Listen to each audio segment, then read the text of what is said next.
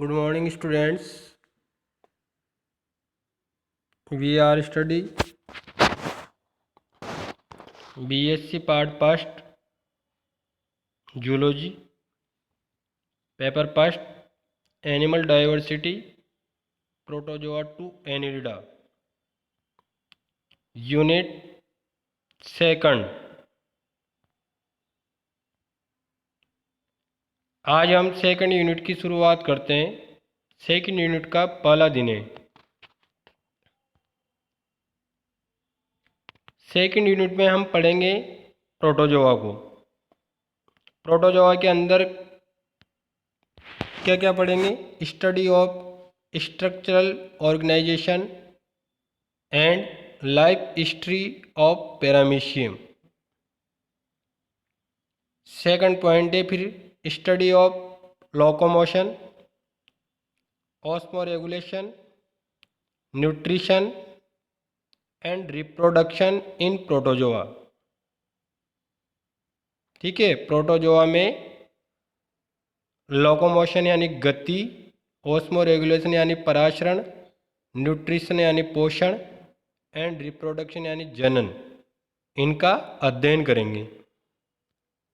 फिर नेक्स्ट हम पढ़ेंगे parasitism, pathogenicity and control in protozoans with special reference to entamoeba and plasmodium. मतलब protozoa में परजीविता, रोग जनकता और नियंत्रण का अध्ययन करेंगे। स्पेशल रेफरेंस लेंगे हम एंट अमीबा और प्लाज्मोडियम की सहायता से। ठीक है, इस प्रकार इस यूनिट में ये चैप्टर बनाए हैं। ठीक है, इस बार सिलेबस थोड़ा चेंज होता हुआ आ रहा है, इसलिए इस सिलेबस को आप ध्यान में रखें जो मैं बता रहा हूँ तुम्हें। ठीक है, आज हम पढ़ेंगे study of structural organization of paramecium, यानी पैरामीशियम के संरचनात्मक संगठन का अध्ययन। ये हम आज फर्स्ट दिन में पढ़ेंगे।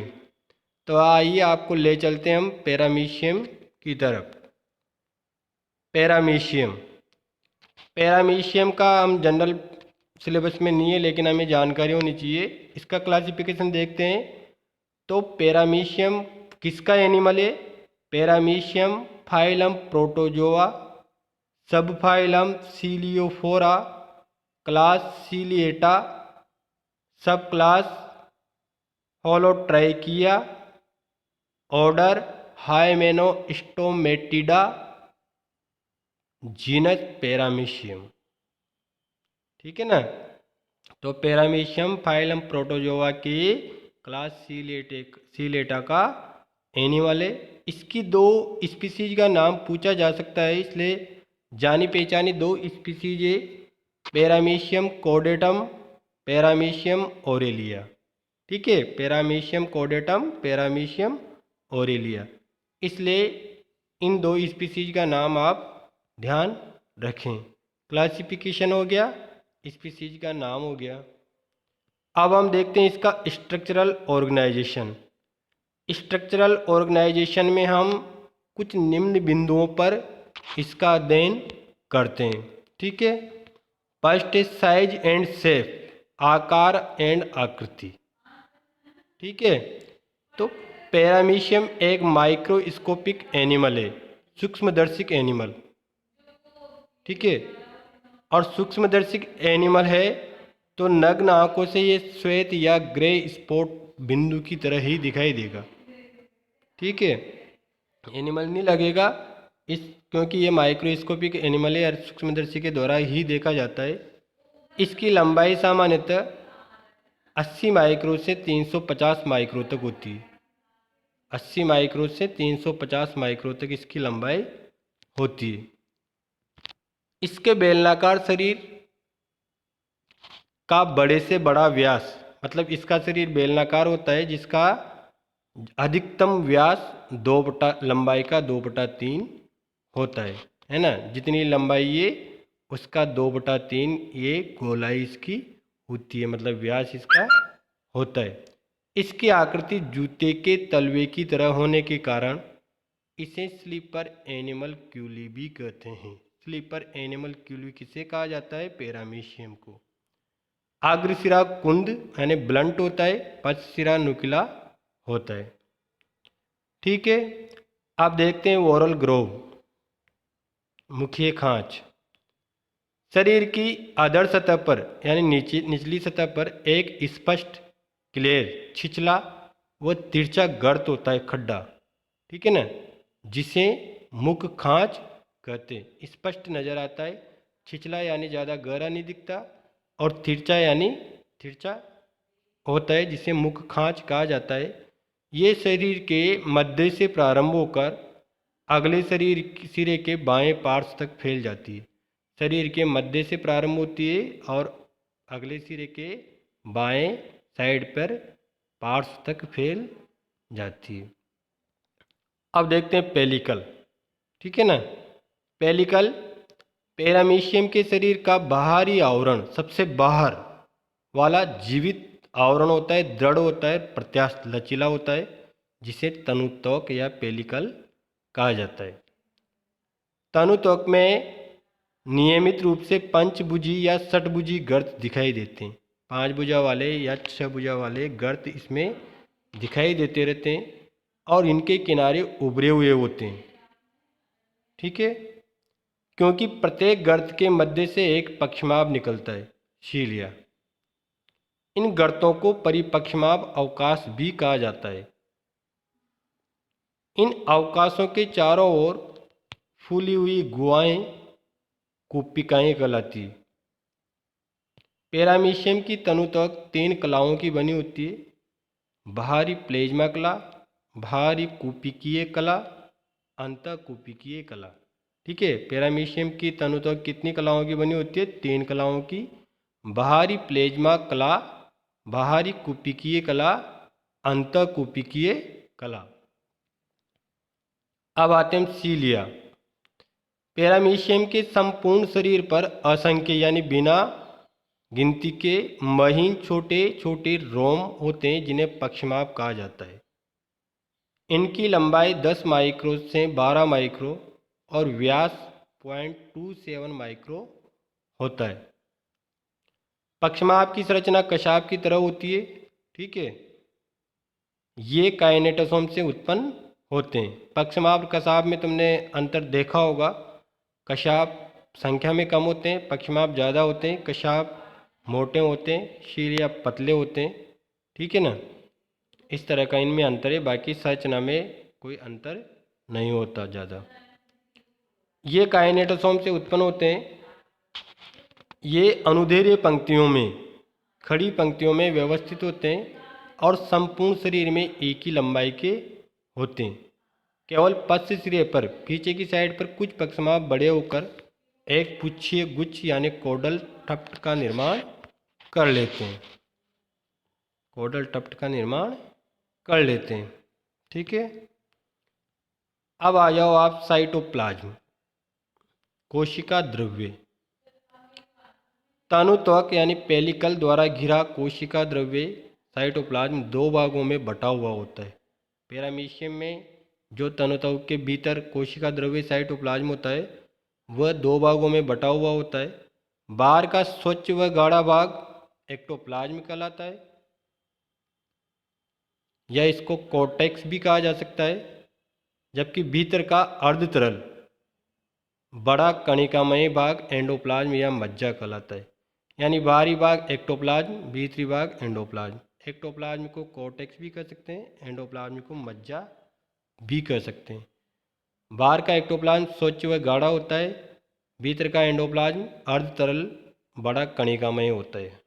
ठीक है, एंडोप्लाज्म में विभिन्न कोशिकांग पाए जाएंगे, जिनमें माइटोकॉन्ड्रिया हो सकता है, गोल्जिकाएं हो सकती है, क्रिस्टल हो सकते हैं, राइबोसोम्स हो सकते हैं, संचित भोज्य कणिकाएं हो सकती है, केंद्रक, संकुचनशील रिक्तिकाएं और खाद्यदानियाँ जैसे कोशिकांग इसमें पाए जाते हैं। अब आते हैं हम इंफ्रासिलियरी सिस्टम। तनु तक की कुपिकाओं के ठीक नीचे, पेलिकल की कुपिकाओं के ठीक नीचे अवपक्षमाभी तंत्र पाया जाता है, जो आधारी काय यानी एवं काइनेटोडेस्मेटा के द्वारा बना हुआ होता है। अवपक्षमाभी तंत्र जो कि बेसल बॉडीज और काइनेटोडेस्मेटा के द्वारा बना होता है। आधारी काय या काइनेटोसोम पक्षमाप के आधार पर एक नली के समान रचना होती है। पक्षमाप के परिधीय तंतुओं के स्थूल हो जाने के कारण इसका निर्माण होता है। पक्षमाप के परिधीय तंतुओं के स्थूल हो जाने के कारण इसका निर्माण होता है। प्रत्येक आधारी इकाई एक तारक केंद्र या उसकी उत्पत्ति होती है। पक्षमापों के आधार कायों से संबंध एक एक्टोप्लाज्म में स्थित पट्टीदार काइनेटोडेस्मी तंतु का एक विशिष्ट तंत्र होता है। नेक्स्ट है अपना, अच्छा ये हो गया था, ठीक है ना। अब ये ट्राइकोसिस्ट। ट्राइकोसिस्ट ये विशिष्ट प्रकार की छड़ तुल्यक अंगे जो संपूर्ण एक्टोप्लाज्म में आधारी कायों के साथ एकांतित रूप में शरीर की सतह के साथ समकोण बनाते हुए व्यवस्थित रहते हैं। इसका कांड ट्राइकीनीन नामक रेशेदार प्रोटीन से बना हुआ होता है। ट्राइकोसिस्ट का जो साफ्ट होती है, कांड होती है, ये ट्राइकीनीन नामक रेशेदार प्रोटीन से बनी हुई होती है। न्यूक्लियस केंद्रक ये एक विषम केंद्र की प्राणी है, अर्थात इसमें अलग अलग केंद्रक होते हैं। दो प्रकार के केंद्रक होते हैं, गुरु केंद्रक, गुरु यानी बड़ा, लघु केंद्रक, लघु यानी छोटा। गुरु केंद्रक में बहुत सी केंद्रिकाएं व अधिक डीएनए होता है। ये कायिक होता है, ठीक है ना, जो उपापचयी क्रिया को नियंत्रित करता है। जनन प्रक्रिया में केवल लघु केंद्रक ही भाग लेता है और इसकी उत्पत्ति लघु केंद्रक से होती है। लघु केंद्रक से गुरु केंद्रक की उत्पत्ति होती है।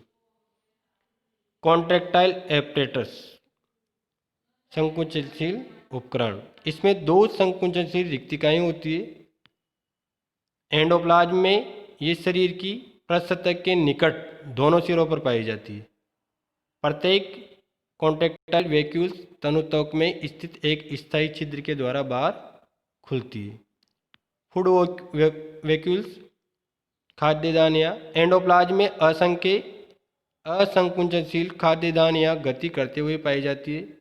ये अधिकांशतः गोल होती है, लेकिन अंतर्ग्रहित भोजन कणों के स्वभाव के अनुसार इनकी आकृति व परिमाण भिन्न भिन्न होते हैं। ओरल एपरेटस मुख खांच अधर तल पर प्रगाढ़ में होती हुई चौड़ी नाल मुख गुहिका में खुलती है, जो आगे कोशिका ग्रसनी में खुलती है। इसे ही कोशिका मुख कहा जाता है। साइटोपाइजी पश्च सिरे पर यानी पीछे की तरफ निकट कोशिका मुख से कुछ पीछे तथा दाहिने ओर हटकर एक्टोप्लाज्म व तनुत्वक का एक छोटा भाग कुछ निर्बल होता है।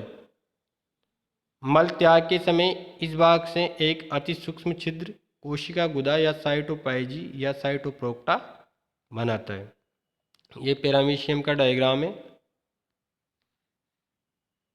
पेलिकल बाहर वाली कॉन्ट्रैक्टाइल वैक्यूल बता रखी है, माइक्रोन्यूक्लियस बता रखा है, माइक्रोन्यूक्लियस बता रखा है, ठीक है। इस प्रकार सेकंड यूनिट में हमने आज अध्ययन किया स्ट्रक्चरल ऑर्गेनाइजेशन ऑफ पैरामीशियम का, ठीक है। सेकंड यूनिट का ये फर्स्ट चैप्टर अपना कंप्लीट होता है।